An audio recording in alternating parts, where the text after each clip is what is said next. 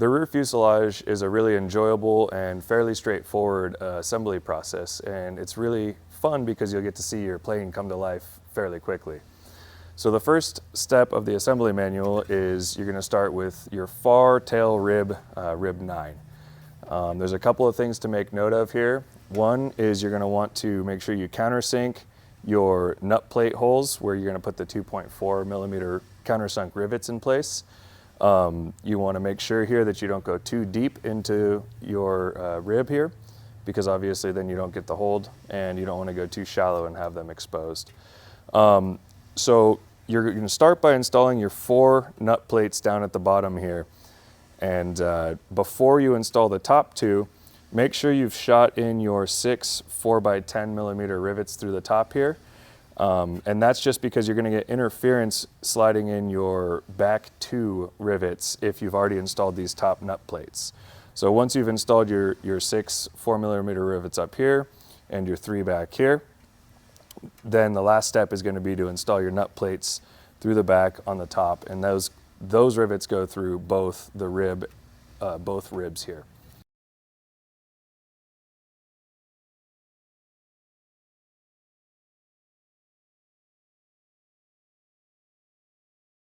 For the next step in the manual, we're going to make sure to rivet your bracket to your plate before the rest of the assembly, otherwise you won't be able to access these rivets.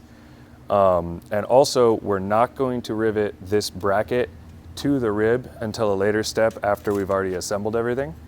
And so let's complete this step now. So now the rib 6 assembly is complete. One thing you can do to make this process a little easier is go ahead and rivet the rib to this, this reinforcement plate before you slide in your channel piece with the plate on it. That just kind of makes it so that these tails don't interfere. But if you do choose to do it like this, make sure to hold it in this orientation so that those rivet tails don't interfere with this and are able to slide all the way through. So now we're ready to move to the next step where we put all of our previous rib assemblies together. Okay, so for the final rib assembly of your tail cone section here, only a couple things to make note of. First, make sure to rivet this rib assembly on rib 6 assembly onto the horizontal rib here first, because once you've got your rib 7 assembly, this one here, you won't be able to easily access these rivets from this side. So aside from that, rib 7 goes on fairly straightforward. Just note the orientation of all the parts. Rib 6, the only things to make note of here, oh sorry, this is rib 8. The only thing to make note of here on rib 8 is first put in your 2 AN3 bolts to hold the assembly together. These are the most critical. You don't want to have to match drill these two. And then get your 4.8 millimeter rivets through. And then go back and rivet here. So if there's any misalignment because there's all these parts sandwiched together, you want to make sure that you clear drill the misalignment on this thinner of the mounting brackets for your horizontal stabilizer. So aside from that, this part's fairly straightforward, and so let's move on to the next. For the ribs assemblies, you're going to want to cleco everything to your rib jig here. And the only way to get the clecos to line up on the rib jig is from the back. So what you're going to do is you're going to get everything to fit onto the jig here, and then you're going to shoot the rivets that don't have the jig behind it. Then you can remove the assembly from the jig to finish your riveting. Also make note that your top hole should line up perfectly with the hole in the jig on this rib. And in addition to that, the instructions show that this top rib here goes underneath the 2 side ribs, but you'll find out that there could be a lot of interference between this flange here and this flange here. And so for this particular assembly, it fits flawlessly to put it on the inside. So I've just switched that orientation there, and so this part is now on top of this part, and everything fits perfectly. So rather than bending out your flange here like excessively, this is a better fit for this build. Yours may or may not be this way, but keep in mind that that's an option you do have. So for rib 4, it's very similar to the previous rib 5. We're going to put the clecos in from the bottom of the jig here, and Of course, as with the previous ribs and all the ribs, we're going to note the chamfer orientation on these bottom ones here. And we cannot put this bottom brace that holds your pushrod guide tube here until after we've riveted this assembly and removed it from the jig, and then we'll go ahead and rivet this on at the very end. But just make sure to note the angle of your bracket here, and everything should be good to go. So now we'll rivet this and move to the next rib.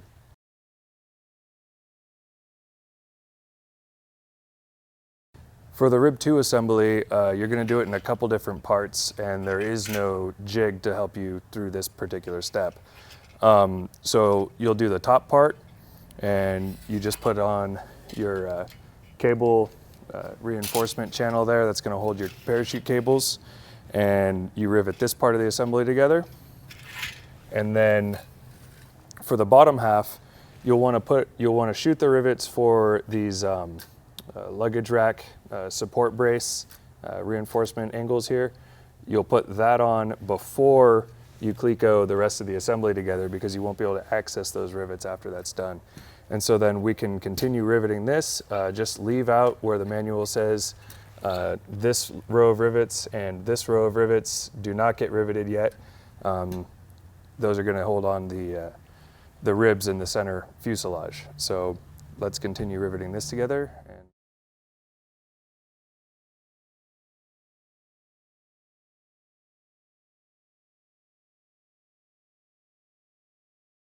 All right, to start with the bottom skin of your rear fuselage here, the best way to do this is to place everything upside down from how you see it here, and then just put the clecos in from the top. That way, then you can flip the whole assembly over and take a look, make sure everything is aligned properly, and then we'll flip it back over to get the rivets. Remember, on this step here, we're not going to rivet the two outside ones. Later, we're going to use those rivet holes to attach the side skins that kind of wrap underneath. Also make note of your GMU 11 mounting bracket. That goes on top of the longerons, inside underneath the top edge here, obviously. The holes should line up very nicely on both sides when you get it in the right position. It's basically exactly to the side of this inspection port here, so that way you've got access to it. And so yeah, we're going to flip this back over and start riveting our inner longerons, and we'll move to the next step.